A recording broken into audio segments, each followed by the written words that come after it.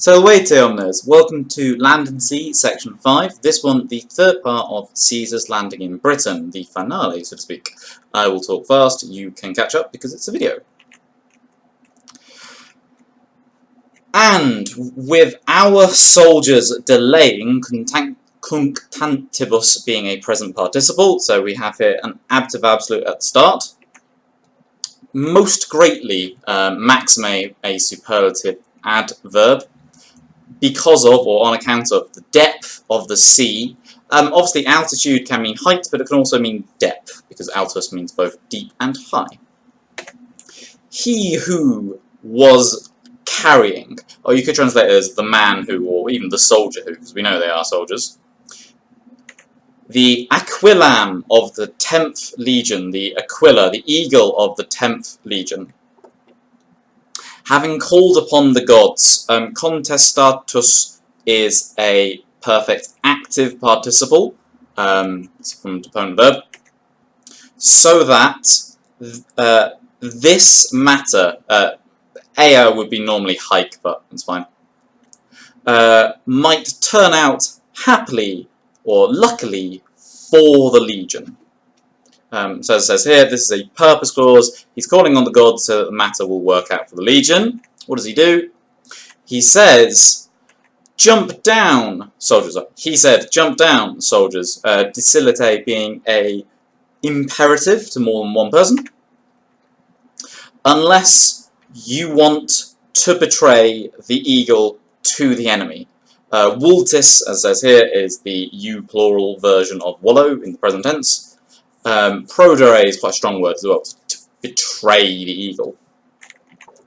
I certainly will have fulfilled my duty to or for the Republic and my commander, my general. Both those two there being dative. Praestitero is a future perfect verb, which is not on the GCSE syllabus. A short note here, the eagle was a very important symbol of the legion, and the aquilifer was a very respected role. You only get one eagle per legion. So the idea of losing an eagle would be a source of intense shame for a legion. When he had said this, this is a cum clause, with a great voice, or in a great voice, he threw himself from the ship and began to carry the eagle into, literally, but against the enemy. You go into in the violent sense. Then our men, literally having encouraged amongst themselves, or having co-encouraged amongst themselves. Cohortati is a perfect active participle. Not to permit so great a shame, or so great a disgrace, i.e. this is the shame of losing an eagle. They can't possibly lose an eagle by seeing him go out in front of them and being taken down because there's only one man. This is a negative indirect command, as says here. All together, they jumped down from the ship. Fine. We have here a lovely depiction of this. We have here our eagle leading them onto the serried ranks of the Britons. I think if you saw in section 4, we had a slightly more realistic depiction of the depth and the problems of the Romans, but it's a nice sense of the eagle leading them. In the same way, one word, just etem by itself. You did. When the men, they, had spotted from the nearby ships, these men, that is to say, so the guys in the nearby ships, the next ships over, see the eagle bearer going forwards and the men following him. They see that, you know, their neighbours are going forward, so they go, well, obviously we have to follow them. Having followed, they approached the enemy. This is quite clunky. Subsecuti is a perfect active participle, so it's better to say they followed and approached the enemy. That's the more normal English idiom. our men, as soon as they stood on dry land, with all their comrades having followed, again a perfect active participle, possibly an definitely an adjective absolute here as well. They made an attack against the enemy and literally gave them into flight, so put them to flight. There's actually a small section here. This is why he says when they stood on dry land, is obviously the Britons don't want to let them onto the dry land. So even with the eagle leading them ahead, they have problems pushing them back. This was sort of mentioned, if you remember, in section 4 when Caesar's going on about the depth.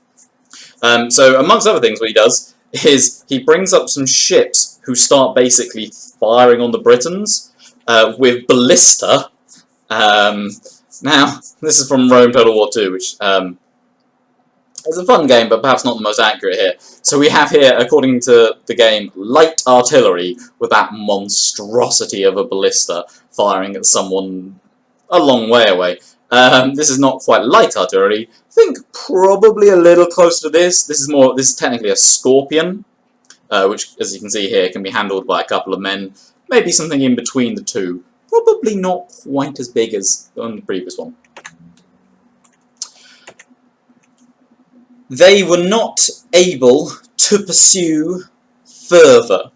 Prose sequi is a deponent, so that's the just normal infinitive. Longius is the comparative adverb, so more somethingly, or so literally more longly or further. Because the cavalry had not been able, so the had not been able to hold their course and literally to capture, but in here, reach the island. This one thing lacked to his previous fortune for Caesar, literally.